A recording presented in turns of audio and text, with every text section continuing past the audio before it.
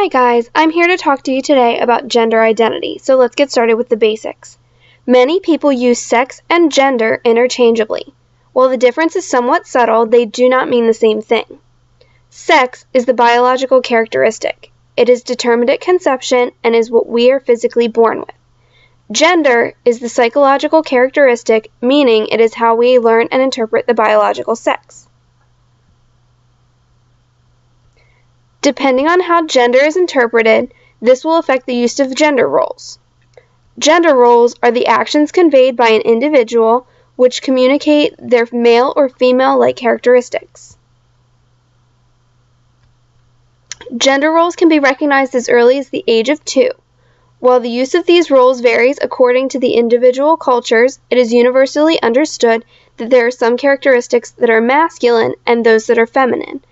Gender roles are also enforced in society according to the biological sex by authority figures such as parents, teachers, and even friends. In this, gender roles are a learned characteristic and are portrayed differently for each individual. There are two main theories that speculate how gender roles are developed. The social learning theory is based on the premise that children learn the appropriate gender roles through a reward and punishment system, as well as by watching and emulating the parent of the same sex.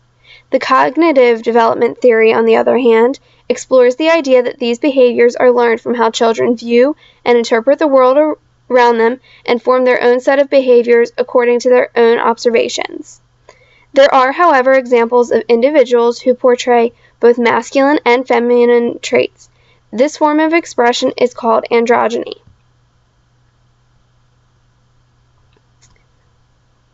While this may seem like a confusing concept, psychological studies have found this form often results in having higher self-esteem and a more accommodating personality because it is easier for these individuals to adjust to the changing circumstances.